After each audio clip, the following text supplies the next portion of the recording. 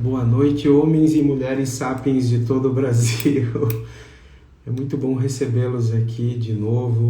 Todas as quartas-feiras, às 9 horas, nós fazemos a nossa live sobre livros com meu querido amigo, mestre, irmão Felipe Damo, que já vai entrar aqui.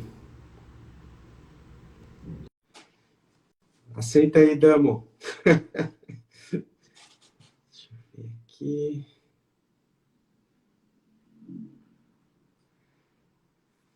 Vamos lá, o garoto. Quem sabe faz ao vivo, né, Damo? É isso aí, bicho. É, né, cara? Tipo assim, você tá fazendo a live, o negócio cai no meio da transmissão. Sei lá, cara, um trocinho meio tosco, né? Mas acho que as pessoas gostam disso, né, cara? Chega de profissionalismo nessas lives, né? Vamos ser mais rock and Agora roll, tá na assim, fazer uns moda. negócios meio tosco mesmo. Que o que importa é o conteúdo, né, Damo? Eu tô te ouvindo um pouco cortado agora no Ah, começo, tô ouvindo mas na cortando. última também foi assim. Na Ah, última pois também é. foi assim, Mas logo depois já. depois acho que esquenta aí as caldeiras, cara, e fica bom, cara. Deixa eu só aumentar um pouquinho aqui, ver se eu fico, que daí sai da configuração, né? Mas enfim, deixa eu ver aqui. Vou comprar outro negocinho desses aí para segurar o telefone, cara. Enfim, tudo bem por aí, Damo? Muita chuva, cara?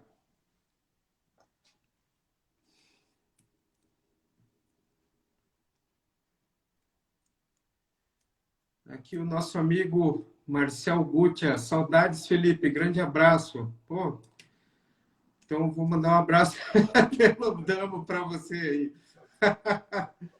Ficou melhor a conexão aí, cara? Agora melhorou, agora melhorou. É, então o negócio vai esquentando, acho que daí funciona, né, cara? Vai funcionando melhor aí. Eu acho que à medida que o pessoal vai entrando, nossa imensa audiência, acho que eles vão canalizando um pouco da banda pra gente, né? E aí lá pelo meio Imagino. da live a gente tá com força total, né, Damo?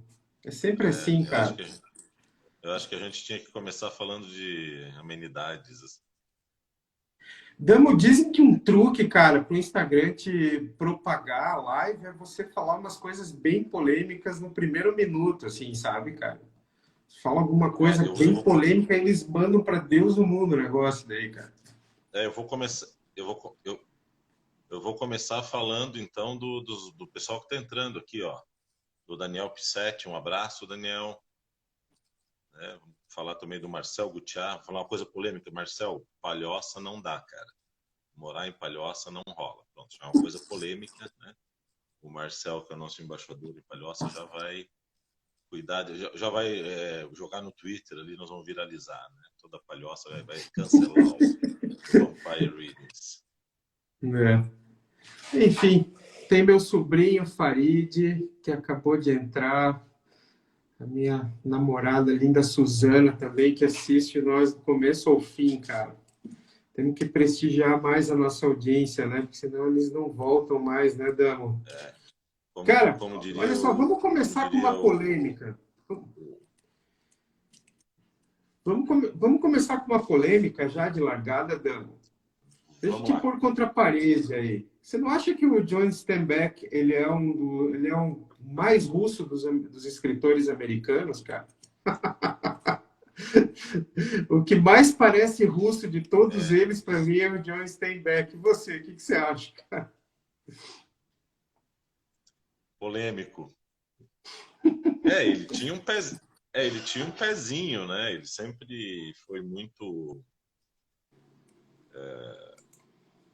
como é que eu vou dizer, não aqui ali do Partido Democrata americano,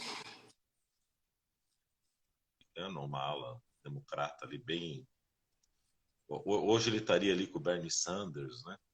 Inclusive na biografia dele tem um trecho que ele diz que ele está numa eleição americana, ele diz que é aquele que queria escrever o discurso dos democratas para botar mais veneno, mais raça, que ele achava que o discurso estava muito boca mole, assim, então ele não era fácil, assim, né? Ele era uma personalidade muito forte e por escrever talvez as maiores críticas do American Way of Life, ele foi muito reconhecido no exterior, né?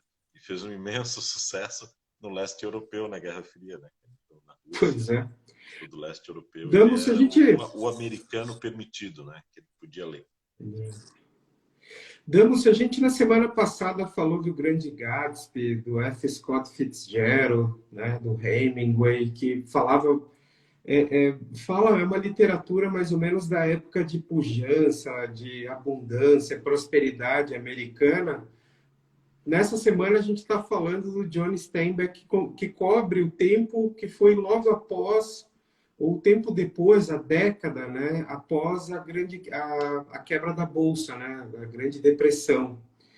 E aí, assim, cara, nós temos assim, duas realidades diametralmente opostas. Uma é a riqueza das festas, das bebedeiras, do happy hour, dos investidores de Wall Street, né, das festas naquelas ilhas próximas no litoral, assim, de Nova York. E, de outro lado, a gente tem aqui a realidade dura daquelas pessoas que perderam tudo com a quebra da bolsa, com o mercado de commodities e que são forçadas a abandonar suas propriedades, vender a preço de banana e se dirigir ao oeste americano, mais precisamente à Califórnia, né? Ele é um grande romancista dessa época, né, Damo? Ele é o maior retratista, para mim, dessa época de transformação dos Estados Unidos. Porque, engraçado, né? Quando a gente pensa nos americanos, parece que parece que é um país pronto, que veio pronto para o mundo, que já nasceu rico, que já era próspero, já era uma grande nação, que nunca teve convulsões sociais ou econômicas, mas a realidade é outra, né? Uma realidade que foi bastante sofrida, foi muito difícil, demandou muito trabalho, né? Muita tenacidade, muita resiliência, essa palavra hoje da moda, que é para a construção dessa grande nação que a gente conhece hoje. Ela não veio pronta, né? Em contrapartida, ela é como aquele primo pobre que, de repente, aquele primo caipira que eles tiram sarro dos filmes, né? Tipo aquela férias frustradas que eles vão viajar, conhecer os parentes lá do meio oeste americano, que ficam ricos, né? De repente eles ficam ricos né? E tem sempre essa história que parece que foi varrida debaixo do tapete. Eu acho que talvez por isso o Steinbeck tenha sido tão demonizado também, né? Porque ele foi bem na ferida, né, Damo? Bem na ferida da exploração, da escravidão, da pobreza, dos emigrantes americanos que forçados a deixar suas casas e ir para um outro lugar, né? O preconceito e tudo. É um grande escritor, né, cara? E tem uma prosa leve, mas ao mesmo tempo impactante demais, né?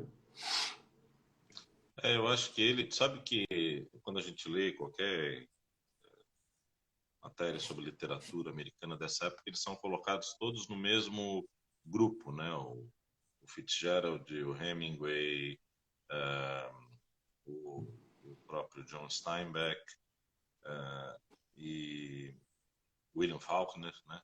São colocados todos no mesmo grupo, assim, né? Só que é claro, como a gente falou, né? O Fitzgerald ele é bem do início, né? E já o Steinbeck ele já pega uma sequência, né? O Faulkner ele não deixa também de tratar, né, de grandes temas como a decadência, né, americana, tal, mas ele trata de uma maneira mais sutil, mais talvez sobre a perspectiva das famílias, do ser humano, né? Ele não trata da sociedade.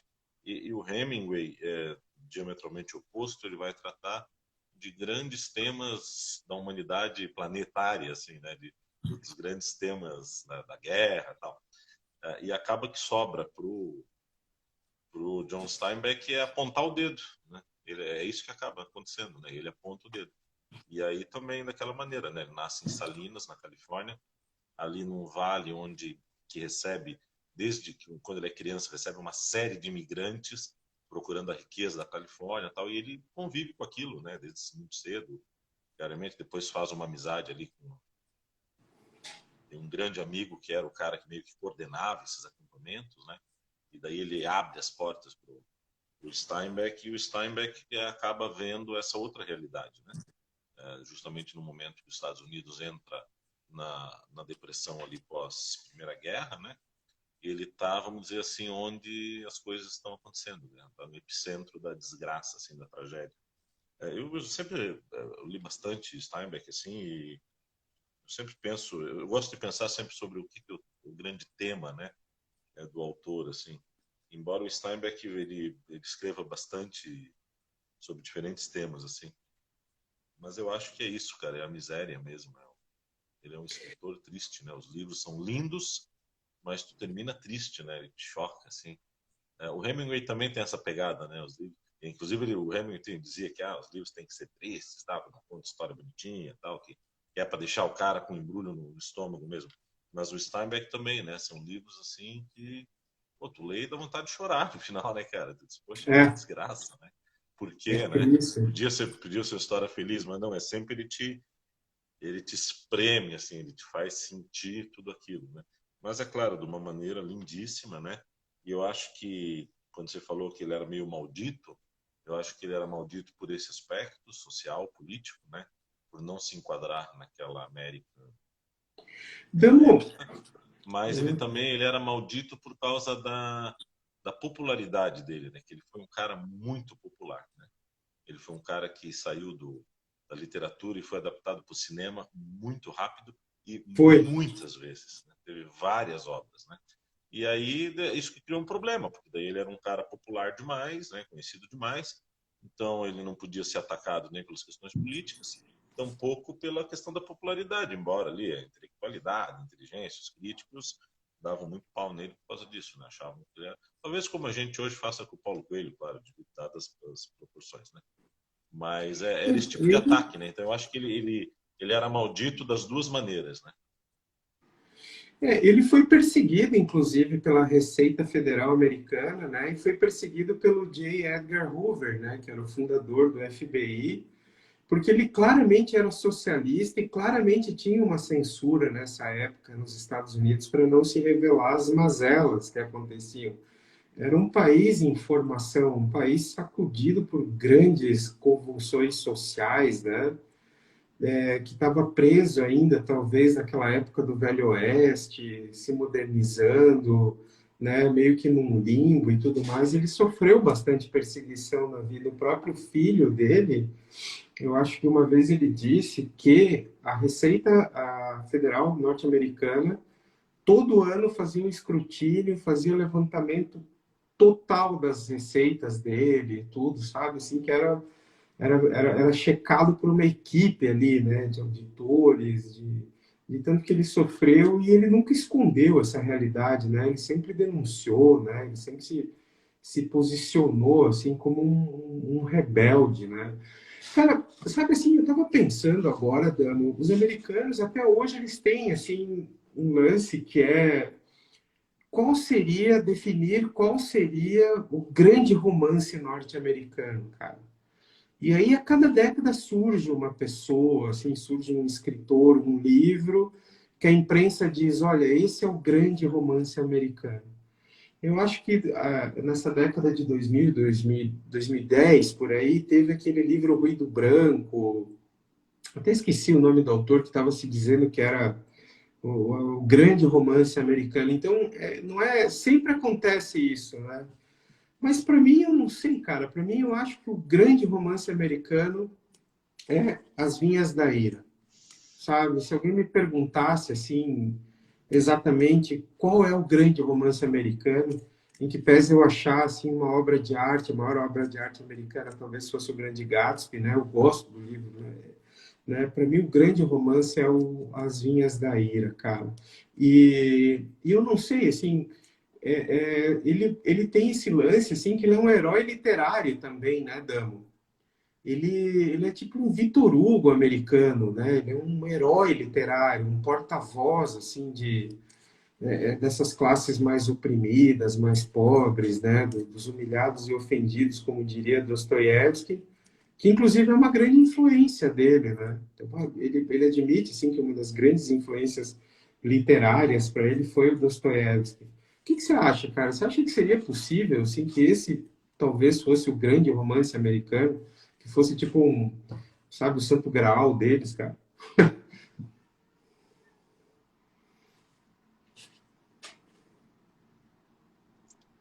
não ouvi a última pergunta, Moha. Será que Seria você possível o também...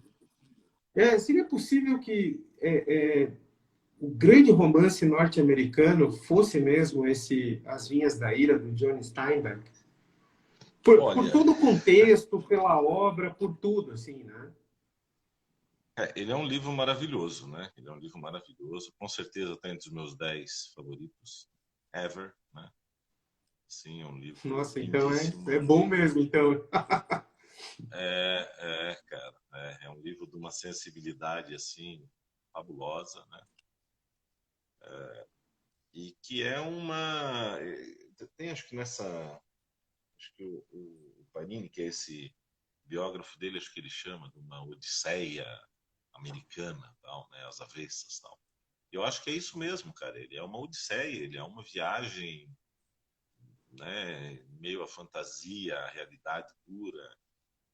Eu acho uma baita obra. Embora eu goste muito do Sobre Ratos e Homens, acho que ele é um romance, ele é né, uma novela curta ali, mas é certeiro, ele é fantástico, assim, ele é um produto muito bem acabado, assim, né? É. E As Vinhas da Ira já é algo mais longo, assim, mas é um romance maravilhoso, né? É uma coisa impressionante. Quem não leu tem que ler, porque ele mexe com muitas coisas das crenças nossas, das questões humanas, né? Aquele livro que você termina se questionando sobre teus valores, sobre a vida, sobre se é isso mesmo. Tá? Acho que esse não é o papel da literatura, né? Acho que tu foi muito feliz quando tu falou do Victor Hugo, assim, embora eu veja o Steinbeck às vezes até de um jeito mais quixotesco, assim, sabe, tentando, né? Ele tinha também algumas coisas cômicas, assim, né? Mas tentando enfrentar uma coisa gigantesca ali com um cavalinho, com uma espadinha, e tal, daquele jeito dele, né? E eu, de fato, cara, eu sempre penso assim, como é que ele conseguiu? E eu atribuo a esse sucesso precoce, assim, como ele fez sucesso rápido.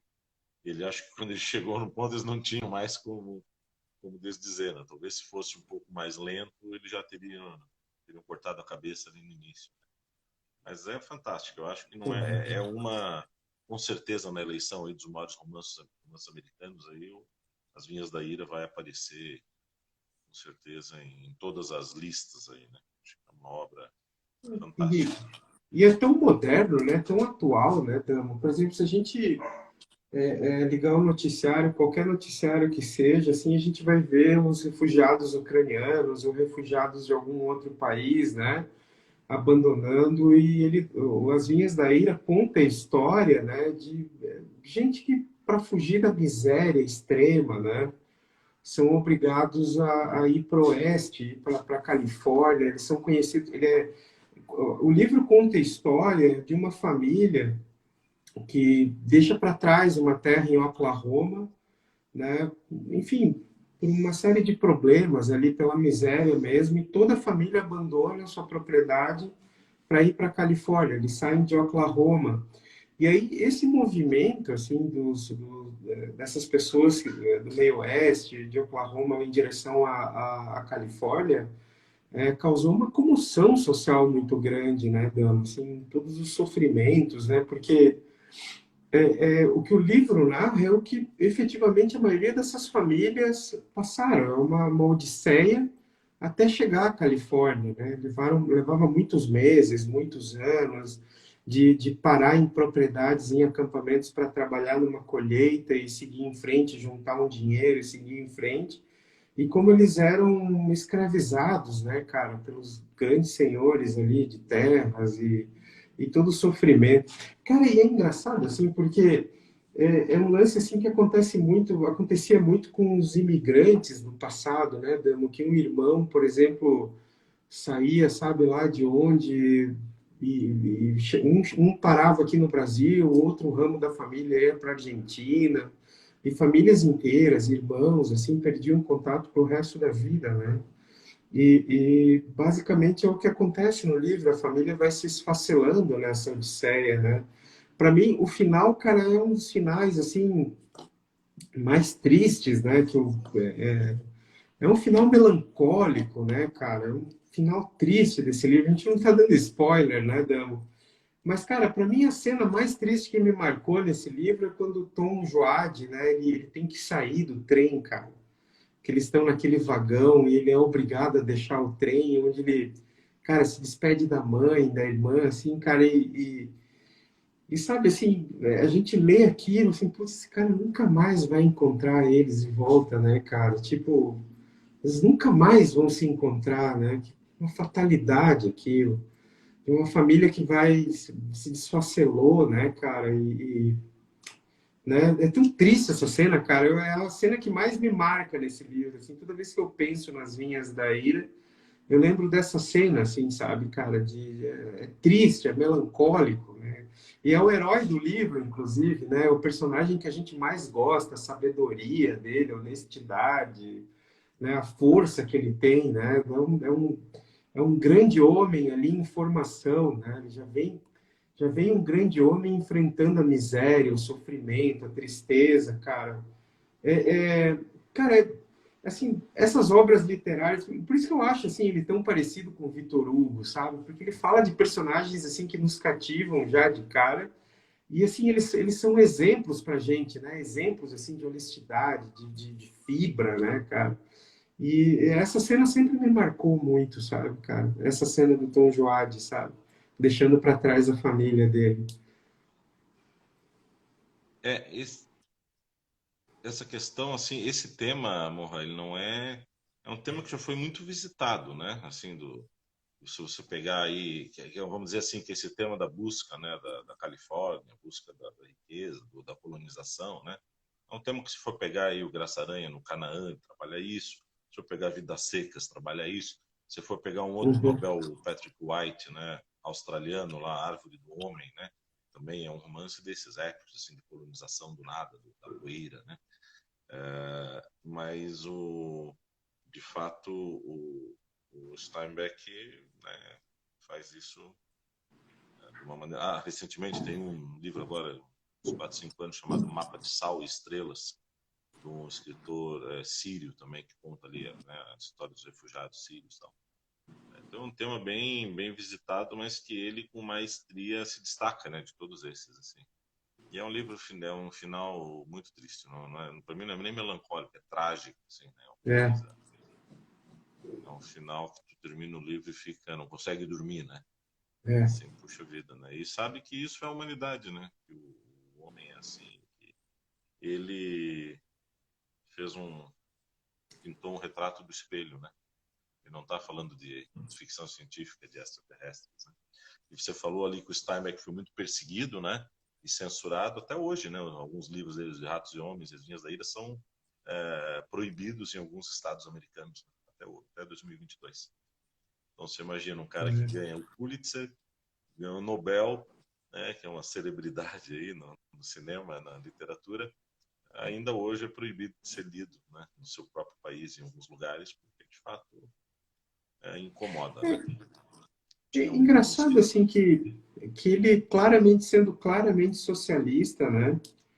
Claramente assim é um cara de esquerda, socialista, assim, revoltado com as condições, com a exploração dos pobres naquela época. Mas dando assim, cara, esse lance assim de que como a literatura, por exemplo, se você lesse um livro, por exemplo, de história que narrasse aquela época de formação dos Estados Unidos, tem vários, né?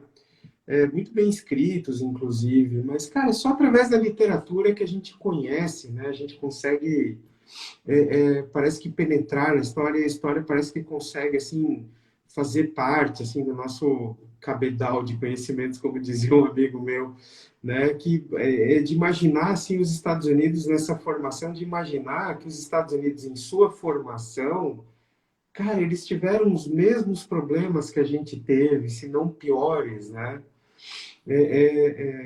Enfim, são os mesmos problemas que a gente vê narrado, assim, né, nessa literatura sertaneja nossa, né, cara, assim, e como eles superaram isso, né, porque a alma do homem é igual em qualquer parte, né, esse homem sempre vai ter exploração, sempre vai ter essa distinção de classe, sempre vai ter preconceitos, né, por exemplo, o preconceito que o americano tinha com essas pessoas de Oklahoma, com essas pessoas que foram forçadas a emigrar, né?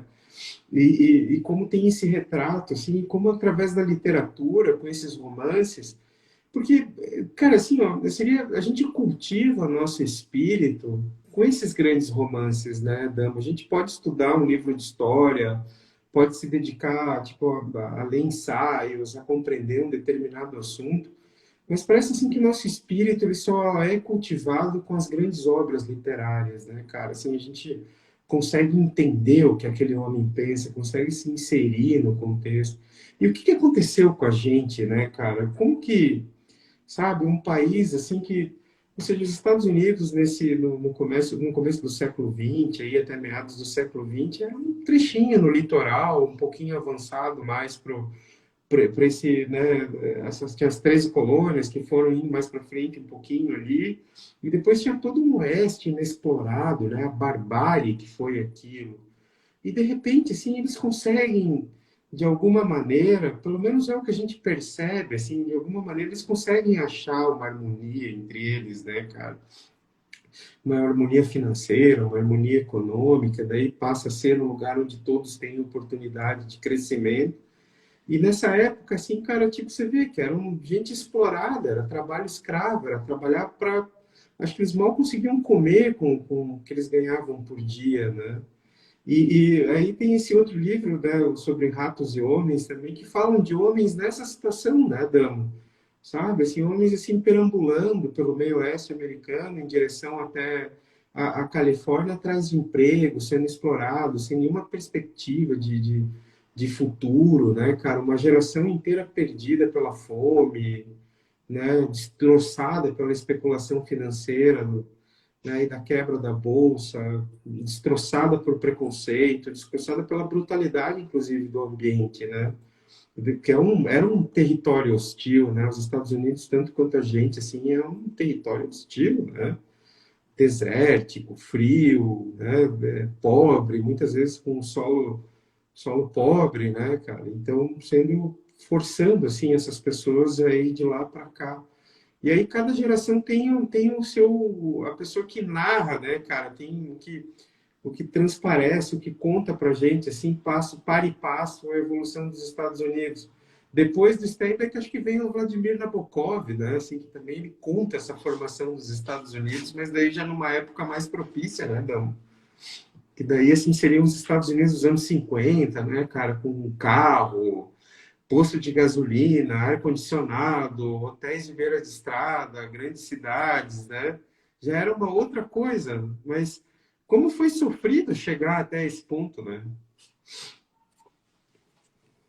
Eu acho que os países todos, né, têm a sua história, que é semelhante às histórias das pessoas, né, que tem altos e baixos, grandes crises, momentos de viradas, turning points. E acho que com eles aconteceu a mesma coisa, né? É muito marcante. Para mim, o de Ratos e Homens também trabalha isso, mas As Vinhas da Ira, ele para mim ficou muito marcante aquela primeira parte ali que ele fala, né, da poeira, né? Que depois aparece também o pó, ele aparece, né? Depois no João Fante, né?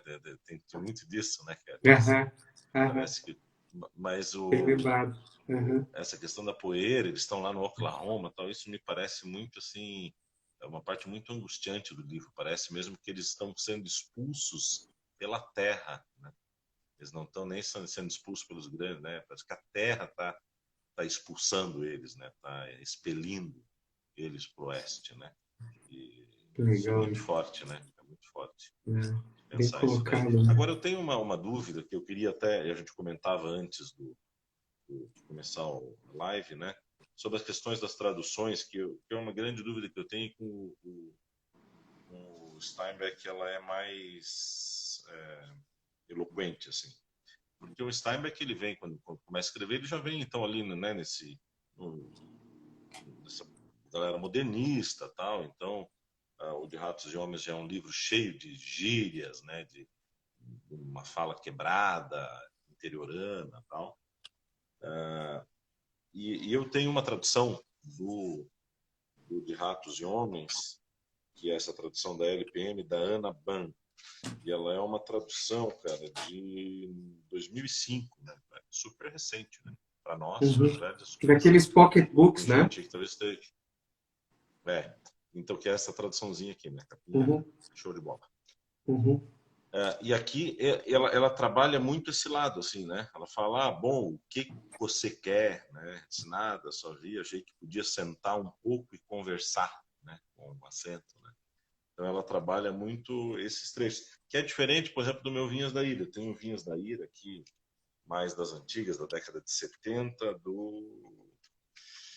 Que é isso, rapaz?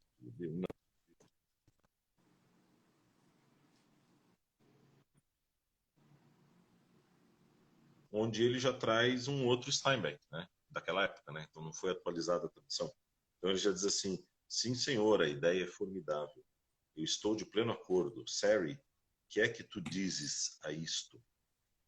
Quer dizer, já é aquela linguagem, mas a gente conversava um tempo atrás, quando eu falava dos russos, e tu dizia, cara, eu prefiro aquelas traduções mais antigas, tal. Eu fico na dúvida hoje, assim, com o Steinbeck. Eu não sei, como ele era muito forte socialmente, esses elementos sociais eram muito importantes, né, para a estilística, né? Por um lado, me traz gosto ver ele adaptado, traduzido para algo que seria mais próximo da gente hoje. Por outro lado, também ele representa uma época muito datada, né? Talvez seja importante manter, né, esse estilo. Eu não, de fato, não sei. É uma dúvida que eu tenho. Eu sempre digo, o que será que é melhor ler? Né? Não sei como é que tu É que pensa isso, amor. você tocou num negócio muito, muito interessante, sabe, Damo? Pelo seguinte, assim, que antigamente, cara, até os...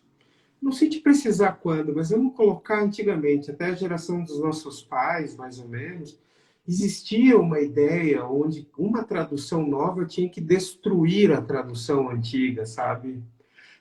Essa tradição vem, acho que do Richard Francis Burton, sabe, cara? Porque do Burton teve várias celeumas, assim, com tradução, né, das Mil e Uma Noites, alguns textos indianos, enfim. Então ele tinha com ele que ele tinha que destruir a tradução do outro cara.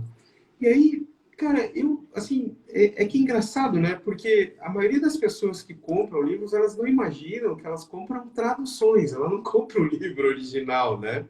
Ela compra a versão, ou seja, um texto vertido para o português do texto original em inglês, ou francês, ou russo, o que seja.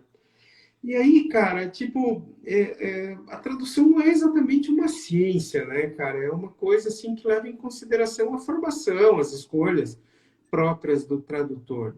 Eu, particularmente, não gosto desse tipo de tradução, quando eles colocam, assim, eles fazem sempre um sotaque, assim, mas eles imprimem, assim, uma forma de falar meio caipira, assim, sabe? Provinciana, você quer, não sei. Cara, eu não gosto, me soa cacofônico, assim, sabe? Eu acho que na maioria das vezes, sabe, Damo, esses personagens, eles já são caracterizados, assim, de maneira que você não precisa ter esse recurso para saber que se trata de um simpório, né? Por exemplo, nesse livro sobre ratos e homens, tem um personagem Lene, né? Que ele é bem bobinho, assim, coitado. É um bruto, mas você acha assim, como leitor, que seria necessário você colocar esse tipo de recurso linguístico, por exemplo, para caracterizar ele como um bruto ou simplório? Eu particularmente acho que não, sabe? Mas eu gosto da opção, eu gosto de ter opções, né? Eu gosto. Hoje a gente vai numa livraria, assim, os grandes clássicos da literatura já tem várias edições, várias traduções, né? Aconteceu comigo, por exemplo, de eu ter comprado os Irmãos Karamazov daquela editora, aquela da capa laranjada, assim, que eu me arrependi mortalmente, assim, sabe, cara? Eu achei horrível a tradução, sabe? Não quero falar mal do trabalho, mas assim, eu não sei, não funcionou para mim, sabe? Não, eu acho que não é bem culpa do tradutor, mas eu acho que foi o trabalho da edição que foi mal feito, sabe? Não tem revisão, não tem um monte de coisas. Imagina você traduzir um monumento, né, como os Irmãos Karamazov, né? Porém, daí tem a da Martin Claret, que eu sempre tinha assim, um certo preconceito pelos livros. Eu acho É. sensacional a tradução, sabe? Eu achei sensacional a tradução. De longe, é a melhor que a gente tem, fora naqueles livros que a gente compra no sebo, né? Para mim, eu acho que aqueles são os melhores, da Abril, Cultural e tudo mais. Mas eu não sei, Damo, eu não saberia te dizer, assim. Essa versão que você tem sobre Ratos e Homens é assim, é falada assim, né? Tem, né, as palavras são grafadas erradas, meio comidas, é isso? E daí, É que o personagem sul, vamos dizer assim, sulista, né, americano, ele acaba virando um mineirinho aqui, né? É um pouco isso, né? Ele Uhum, acaba, parece que tu tá em Minas Gerais, né? Esse é um artifício que é muito usado, assim, em alguns, né? Eu tenho um caso clássico também do Dario Fo, outro Nobel, né? Hoje nós estamos no dia de falar dos Nobel, né? Do dramaturgo italiano, e o Dario Fo tem uma peça maravilhosa que é o Primeiro Milagre do Menino Jesus, e que ele coloca o Jesus, então ele quer, né, peça italiana, escrita em Milão, e ele quer demonstrar que o Jesus, né, como palestino, está no Egito, criança, tal, e ali ele sofre preconceito, xenofobia por causa do sotaque e tal. E o Dario Fo, que era um anarquista muito sem vergonha, né, ele escreve, então ele faz na peça de teatro dele, no texto do roteiro, o menino Jesus tem um sotaque de italiano do sul. uhum. E aí a peça é apresentada em Milão, né? Então ele mostra o Jesus, né? Pô, os caras do norte com preconceito contra o italiano do sul, tá aí ele com o sotaquezinho do sul.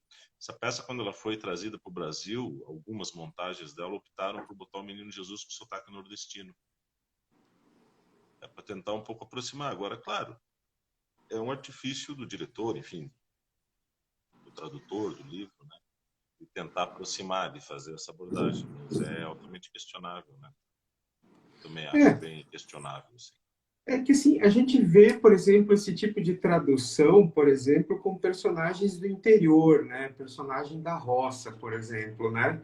Mas, por exemplo, e aquele inglês de Londres que fala como um Cockney, por exemplo? Como que você traduz? Eu não vejo, assim, nenhuma estilização para um Cockney, por exemplo, sabe? E aí, eu não sei, assim, eu acho que os personagens, assim, pelo próprio conteúdo das coisas que eles falam, a gente já sabe que se trata de um simplório, de um bruto, né, cara? Assim, eu não sei, eu não gosto muito. Poucas vezes, assim, eu acho, assim, que, para mim, a única coisa que funciona essa caracterização foi com o apanhador no campo de centeio, sabe, Dano? Porque você é obrigado a fazer isso, né? E hoje nós temos duas traduções, né? E tem uma tragédia nessa história, que a primeira tradução, que é excelente, é aquela capa horrorosa, cinza, que só aparece o nome do livro, assim, essa é a melhor tradução, assim, para mim é a que mais se aproxima do original. Enfim, tem todo um estudo ali, assim, de ritmo, de sonoridade, enfim, que fica muito bom, né? Muito boa a tradução. E a outra, que é uma tradução que não é tão boa, assim, é cacofônica, é pesada, você não consegue ler, é com a capa original do livro, assim, sabe? Com aquele meio fundo bege, aqueles cavalos de carrossel, assim, sabe? Desenhados ali, então, que é a capa original do livro. Então é uma tragédia, na minha opinião, isso. Mas, enfim. Mas, cara, tradução nem sempre funciona, sabe, Damo? Então, cara, assim, são escolhas do tradutor, é a formação dele, é a visão dele, como funciona. Por exemplo, tem um professor da UFSC, né, que é o Bertoldzilli, que ele está traduzindo Grande Sertão Veredas para o alemão, cara. Tipo assim, eu acho que já tem uns 6, 7 anos que o professor Exílio está traduzindo, assim, ele faz seminários no mundo inteiro sobre essa tradução. Boa Mas sorte. olha a dificuldade, né? Porque tem uma novilíngua ali que ele tem que verter para um outro idioma, né? Um idioma preciso, né? Um idioma de precisão, assim, cirúrgica, que é o alemão, né? E, cara, mas enfim, são os desafios aí da tradução, mas nesses casos específicos eu acho que fica um pouco exagerado, sabe? Não, há quem diga, inclusive, que o Brasil nunca teve um Nobel, enfim, nunca teve grandes premiações, justamente porque o português é uma língua ainda, né, pouco explorada, enfim, e que possibilita, né? O espanhol já é um pouco mais diferente, né? São as barreiras linguísticas mesmo, né? É. Mas, viu, eu queria falar um pouco. Hoje nós vamos fazer 1 hora também, né? É 1 hora. Só para Uhum. deixar a audiência com vontade. Pra não Eu queria aborrecer falar um muito a pouco indiada aí, né, é, Dan? eu queria falar um pouco eu queria falar um pouco dessa última fase, né, do Steinbeck. Depois ele vai, depois de tanta perseguição e encheção de saco, ele vai passar uma temporada na Inglaterra, né, em Somerset. Ali, e tem uma história muito louca que ele acaba estando ali em Somerset, ele acaba tendo contato com as obras ali do Malory e tal, sobre os Cavaleiros da Távola Redonda. Tá? Ele está ali onde seria, né, o reino Camelot. E ele acaba desenvolvendo ali uma obsessão por isso, enfim, fica pesquisando e tal, né, e vive momentos muito felizes nessa biografia dele que eu comentei, do Jay Parini, que é essa daqui, ó, John Steinbeck, uma biografia, que é um catatal, né? Que legal, Ele cara. comenta, inclusive, que o Steinbeck, no leito de morte, né? Ele pergunta para a esposa, assim, antes de morrer, ele diz, olha, qual foi o momento mais feliz da nossa vida, né? E ela diz, qual que tu acha? E ele diz, eu não vou responder isso porque eu estou morrendo e o que eu falar tu vai concordar comigo. Aí ela diz assim para ele, então eu vou anotar num papel aqui e tu fala e depois tu vê se a gente não concorda, tal.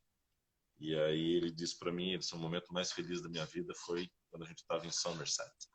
E aí ela abre o papel, tá escrito Somerset, né? E diz que eles foram muito felizes ali, né? E claro que ele já era um escritor bastante premiado, assim, reconhecido, enfim, estava bem, né?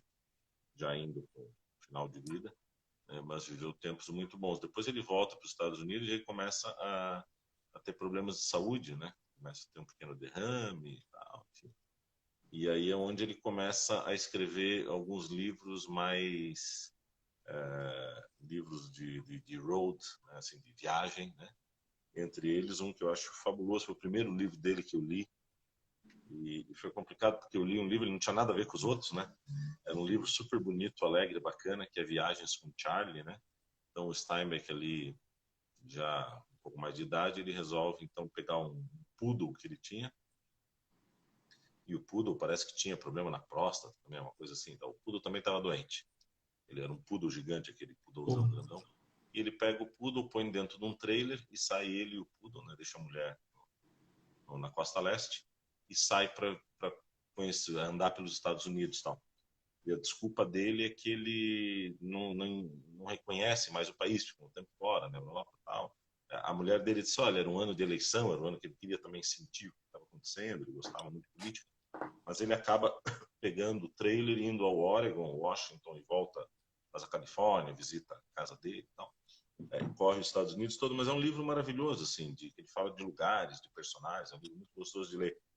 Como outros livros de viagens bacanas de grandes autores, você pega o Israel em Abril, o México, do Érico Veríssimo, né? São livros gostosos de ler, assim, porque os caras eram uma sumidade cultural, né? Tinham uma capacidade muito grande de, de assimilar e de corresponder, de conectar coisas, e então tu vai fazendo a viagem com os olhos desses grandes mestres, né?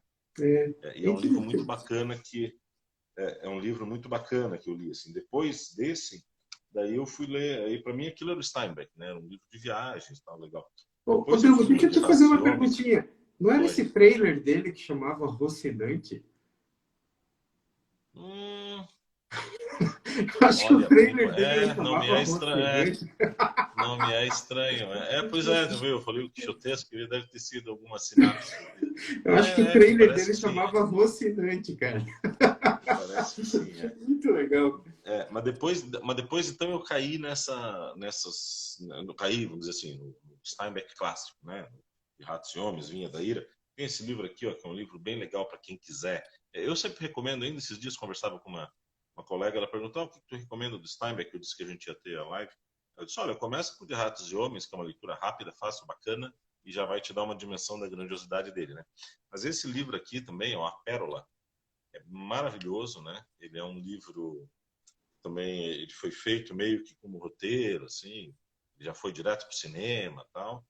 E, e a história é o seguinte: uma família mexicana super pobre, de uma aldeia de pescadores, eles encontram uma pérola gigante, assim, que valeria milhões, que tirariam eles, né, da miséria. E só que aí aquela pérola acaba sendo cobiçada, né, por ladrões e tal, e aí a pérola vira a grande desgraça da família. Essa história do livro, assim, né? A pérola que era para trazer a felicidade, a riqueza, tal, só traz desgraça, tal.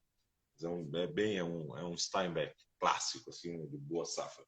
Mas nessa de viagem, depois aí tu vê o último livro que eu li dele, justamente é um livro que ele volta a falar das viagens, né, que é um diário russo.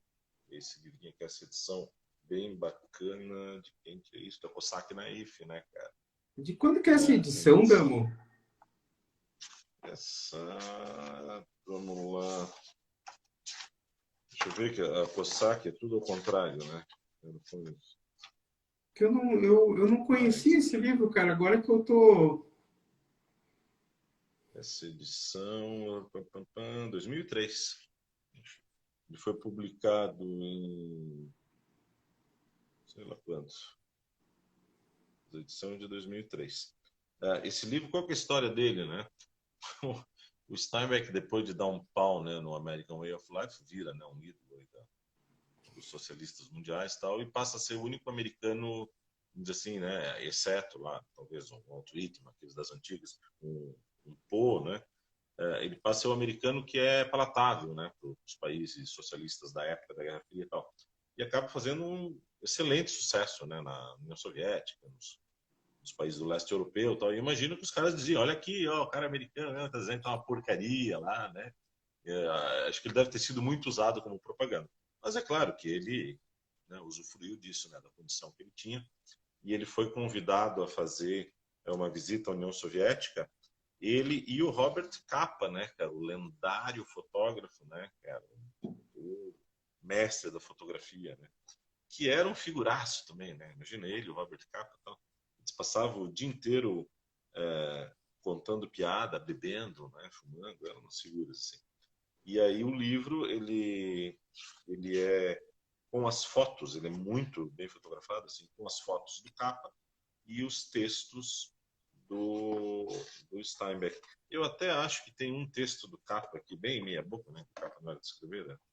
Mas parece que tem uma impressão dele, um texto dele falando. Esse livro geral, eu não tenho. Também não lembro de ter visto, sabe, Damo? Mas eu vou colocar aqui na minha lista já isso aí, porque deve ser muito legal mesmo, cara. é um livro bem bacana, né? Eles contam assim, imagina, eles chegam lá na União Soviética, deixa eu ver quando é que eles chegam lá, eles têm uma data aqui no começo. Agora eu não vou achar. Muita letrinha. Mas, enfim, eles contam toda a história lá da viagem. É bem legal. E é um livro, sabe, bem assim... É um livro de 48, né? Tu vê, eles foram logo depois, né? Logo depois do fim da guerra, né? Ainda, a Guerra Fria ainda não estava tão, assim, né? tão pegando. Mas é um livro bem bacana, sabe? Eles contam, assim, sem paixões, assim, eles falam da União Soviética mesmo. É um livro, é muito parecido com... Tem um livro, tem uns textos do Antoine Exupéry, que ele vai a Moscou levar um correio aéreo lá e aí ele fala, né, esses textos dele como jornalista estão naquele livro Um Sentido para a Vida, do Exupéry. É bem pouco conhecido, mas é um livraço, assim, várias crônicas, textos jornalísticos dele. E aí ele fala também da Rússia, é parecido, assim, sabe? Era uma época que ainda as pessoas não estavam tão contaminadas por esse espírito da Guerra Fria, então elas de fato falavam o que elas viam, né? Falavam o que elas estavam sentindo, o que elas entendiam, tal. Então é um livro bem bacana, assim, do Steinbeck, do Capa, que é um livro super neutro que fala o que eles encontraram lá, assim, sem muitas pinceladas ideológicas, assim. E é bem legal para a gente entender aquele momento que eles viviam, né? Que é claro que era um momento, assim, da União Soviética de super projeção, né? Tinham ganhado a guerra, estavam se desenvolvendo, estavam, né, estourando a boca do Eu acho balão, que né? foi antes do macartismo americano também, provavelmente, né? Porque Senão ele já tem teria uma... ido, não teria voltado, né? É, Eles iam deixado ele lá. provavelmente. Porque você sabe, cara, que um desses livros dele, assim, o que mais fez sucesso em Hollywood foi A Leste do Éden. né? O A Leste do Éden tem, por exemplo, o James Dean, né, cara, como personagem. Tudo. Cara, A Leste do Éden eu nunca consegui ler, assim, sabe? Eu acho pesado, cara. Tem uma personagem ali, assim, que eu acho, sabe, não me é palatável, assim, eu acho muito pesado o livro, sabe? E eu nunca consegui ler inteiro porque me é sofrido, assim, não sei, tem alguma coisa que me fere ali, sabe? Mas é um livro maravilhoso, provavelmente, assim, é o mais bem escrito, né, cara? É um mestre, assim, tipo, dá para ver, assim, que ele já era um mestre na arte de escrever, um mestre literário, e acho que já não era mais tão herói literário, já era mais um esteticista, né? Já tinha uma estética mais refinada, já era um homem mais refinado escrevendo, mas infelizmente não consegui, assim, terminar a ler, porque era pesado para mim, sabe? Alguma coisa ali Tu era um vê, peso muito grande. As Vinhas E, da Ira acho que é de 37, né? De 37, né? cara, E deixa é eu tido como o checar. último, acho que É, é, a Vinhas da Ira acho que é 37. E é tido como o último grande livro. Eles dizem que assim parou de deixa produzir eu ver grandes aqui. obras. Ele é de 39, Damo, a publicação. Ele é de 39. É. E deixa eu ver aqui Então, aí tu vê que depois disso, depois disso quando ele lança ali o Viagens com Charlie, que já é ali, acho que de 60, né? Ali ele dá uma renovada, você fala, pô, um baita livro, ninguém consegue falar mal, tal. Mas já é uma outra pegada, né, cara? Já é uma outra Uhum. pegada. É, E essa parceria dele do Ao Leste do Éden, veja, né, é uma parceria dele com o Elias Kazan, né, que é um exatamente. grandíssimo diretor, né, que depois fez com ele o Viva Zapata, também do Steinbeck, né? O Viva Zapata, sim, é um filme com Anthony Quinn, Marlon Brando, né, cara? Nossa, Então tu vê que o sensacional cara esse filme. tinha no cardápio, né, o que havia de É, melhor na época, né? Ele tinha grandes diretores, grandes atores. Então, ele escrevia um livro e saía uma obra de arte, né? Eu é. acho que isso é bem importante também. A Leste do Éden é de 52, Damo. A Leste do Éden. E, É, cara, o interessante é que, sei lá, é Kazan, depois, cara, ele se revelou, assim, mais tarde, assim, na biografia póstuma dele, ele foi o maior dedo duro de socialistas de Hollywood, assim, cara. Que para o macartismo, esse que era provavelmente um dos maiores diretores de Hollywood, né, com todas as estrelas, os melhores roteiros, era o maior dedo duro, assim, cara, era o maior paranoico contra o comunismo, assim, em Hollywood, na Califórnia. E para você ver, cara, justamente, eu acho que a obra-prima dele foi esse A Leste do Éden, né? Esse filme foi sensacional. Claro, teve os outros filmes também, né? Mas a Leste do Éden é um filme maravilhoso, né, cara? Meu Deus do céu, que filme interessante. E é engraçado que As Vinhas da Ira, eu acho que eu nunca vi uma versão. Opa! De novo aqui, você vê o lance, né? Quem sabe faz ao vivo. Não sei o que acontece As aqui, Vinhas da Dama, Ira mas tem fio, chega um momento em que os deuses da live. cara. Não, As Vinhas da Ira tem uma adaptação com o Henry Fonda, né? Dirigido pelo John Ford, que, né, também dois caras, né? Pensa aí, né? O John Ford e tal, e tapa-olho, e o Henry Fonda. Então é um baita filme, mas também é um filme lá de 40, cara. Essa que é a loucura. Ele era muito recente, cara. Ele publicava o negócio, virava um sucesso fenomenal e já era filmado assim na sequência, né? Ele era, pelo jeito, disputadíssimo, assim, né? Uma coisa de louco. Assim. Mas são filmes muito antigos, né? Hoje, pra gente, o cara tem que gostar muito de cinema para assistir um filme de 1940, assim, né? Com aquele ritmo, É daquele uma jeito. outra linguagem, né, cara? É uma outra linguagem. Tipo assim, é completamente diferente, né, cara? Linguagem cinematográfica e tudo mais. Mas, enfim, cara, são grandes livros, né, Dan? Eu acho que todo ser humano tem que ler, porque são as grandes obras. As Vinhas da Ira está entre os seus 10 livros preferidos, então. Pô, isso é importante, Com hein, Dan? certeza, Pô, eu com também, certeza. É cara. um livraço. Eu também, cara. Eu também colocaria entre os meus 10 preferidos, assim. Eu gosto muito do Steinbeck, gosto da história dele, sabe, cara? E tem um detalhe, né, cara, que o Steinbeck achava que a Leste do Éden era a obra-prima dele, né, cara? Eu discordo. Acho Sim, que sim, as sim. vinhas da ira. Eu acho as vinhas da ira, né? Bom, enfim, acho que a gente já É, vai mas terminando aqui, né, Damo? Tem alguma consideração aí, assim, a respeito dessa live de hoje? não, é isso aí, né? Leiam o John Steinbeck, que acho que era uma grande figura humana, um homem inteligentíssimo, muito sensível, né, às questões do seu tempo e que soube como ninguém, né, botar isso no papel com personagens muito profundos, mas principalmente com situações, né, assim, situações impensáveis, assim. Ele conseguiu passar isso para a literatura. Talvez um dos grandes nomes aí, um nome muito popular, né, da literatura americana, que conheceu a popularidade em vida, tal, né, o respeito. E hoje nos legou, né, então, algumas grandes obras. Né? Quem quiser ler, sugestão aí, começa com De Ratos e Homens, com A Pérola, que são livros curtos, mas que já mostram bem a pegada dele. E depois vamos para As Vinhas da Ira, né, que acho que é a obra que o Vampire Readings recomenda. Né? É, Aí depois, se quiser ler uma coisinha mais light, aí lê o Viagens com Charlie, o Diário Russo, tal, que aí é um outro tipo de Steinbeck, é uma outra pessoa num outro momento da vida, né? Mas que também é grandioso e muito bom, gostoso de ler. E é. desculpe qualquer coisa, né? Nossa. Desculpa qualquer coisa, que é o nosso disclaimer, né, Damo? Além disso tudo, né, Damo, é sempre uma prosa leve, né? O cara escreve bem pra caramba. Isso é verdade. O cara já no primeiro parágrafo já te, né, você já te prende, não te larga mais e, cara, é excelente.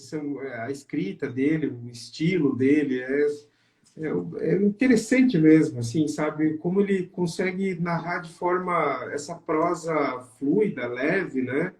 Histórias tão impactantes, cara. Eu acho que ele tem essa mesma característica do Fitzgerald, né? De contar histórias que são impactantes de um jeito leve, né? Fluente, ele vai acontecendo. Então, é uma super recomendação nossa aqui, né? Das Vinhas da Ira, ou qualquer outro livro sobre ratos e homens também.